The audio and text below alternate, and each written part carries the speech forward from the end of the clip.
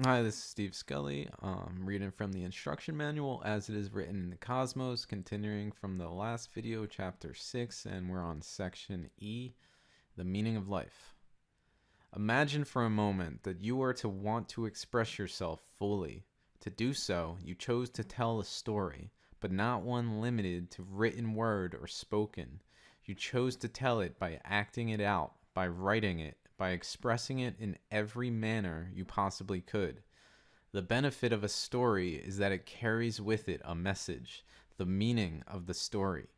This message is not told in a single sentence or any single segment of the story, but rather is the culmination of it all. This means that the details need to be built up so as to paint the picture of the story. Jumping to the end without first explaining the details would not have the meaning of the story encapsulated, and so it is necessary to start from the beginning. After all, how could anyone get anything out of the story if it was any other way? With enough details and meaning, the story is very impactful because of its density. It is one that is capable to literally change lives if it is massive enough. But there's one little catch. The characters in your story are able to make their own decisions. They can think, because you know also of its importance. After all, that is what you do, and you see its value. As the story is so encompassing, these very same characters in your story are the readers of the story as well. As a result, they know they are in your story, or at least they suspect, and at times deny. But that's okay, because you know where you want the story to go. You are the storyteller, after all. And so, to tell the story, you encourage the characters towards the finale. To do this, to pull characters who make their own decisions towards the end goal where they freely make the decision you aim for, every single detail is carefully worked so the characters can make their own choices while still making their way back to the precise conclusion of the story at exactly the right time. You meticulously construct the intricate details that gently guide the characters to realizations that bring them towards where you ultimately aim for the story to go, paying equal attention to all characters and details. In precisely this place we find ourselves. We have free will to do as we choose, to think as we choose, and we are being shown that it is in our personal best interest to do what is best for all. This is the meaning of life. In the same way as a story has a meaning where we will interpret what it is all about, the story of life's meaning is to do what is best for all. All is a lot. It's not self, it's not family, it's not country, it's not religion, it's not race, it's not species, it's not even Earth or this present moment or any other limited portion. It's all. And who is all? All is one and one is all.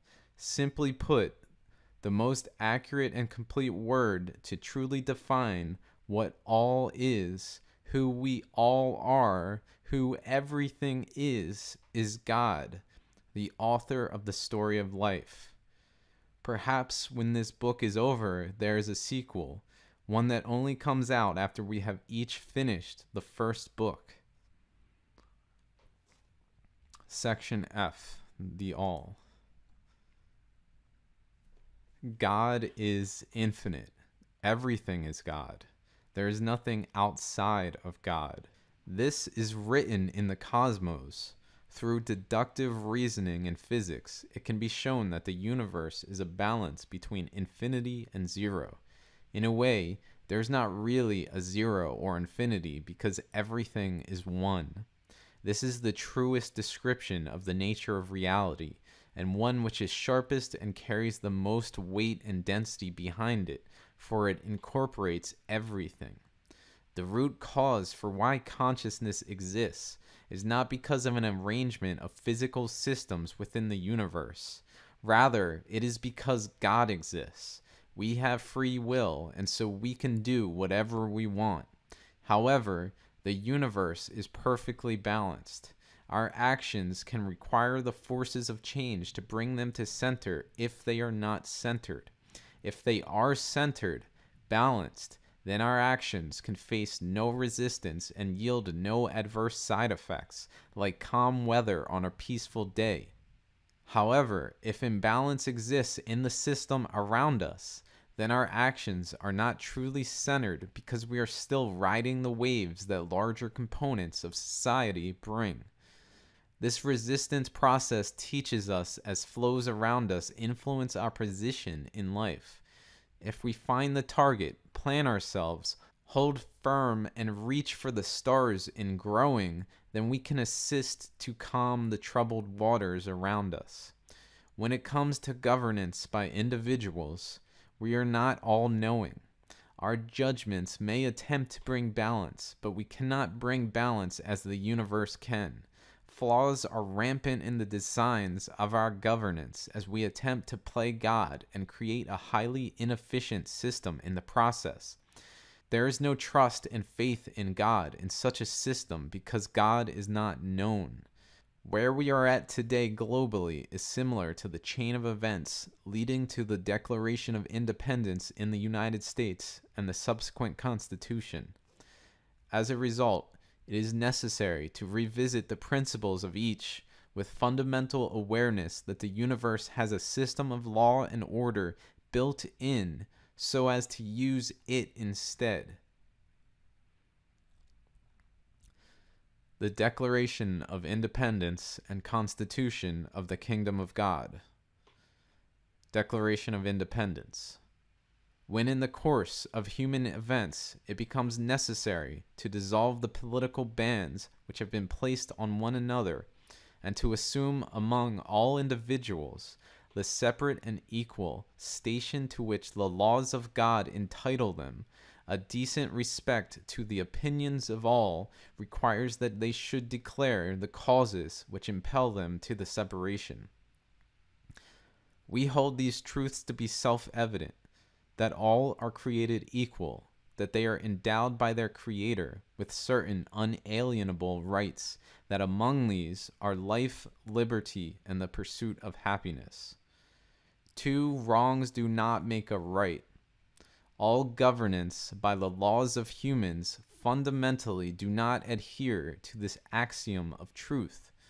Therefore, in order for balance to be achieved, it is necessary to dissolve the political bands which are all built on the false principles that two wrongs make a right and that do not recognize the eternal governance of God.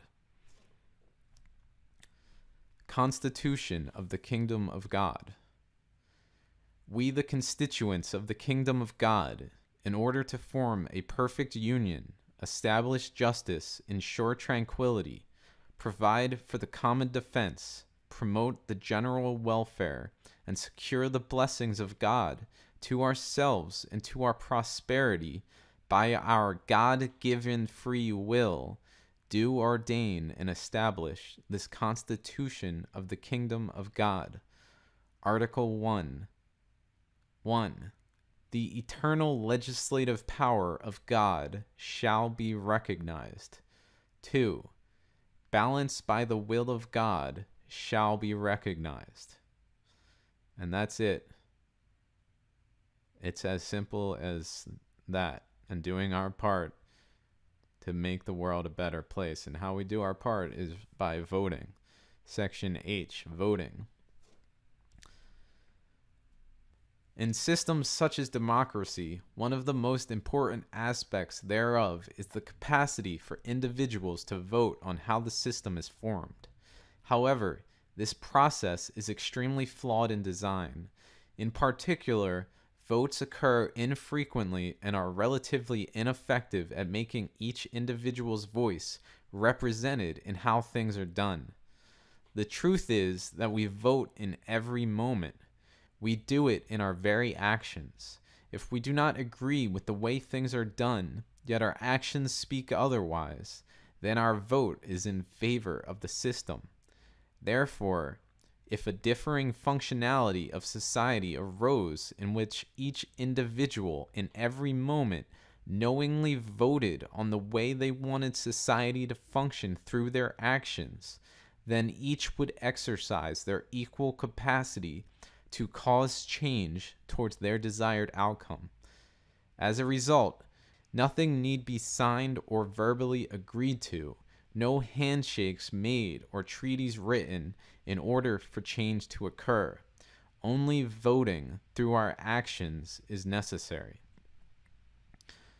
In the next section, I will talk about a concept called the cosmic cell. Thanks for listening.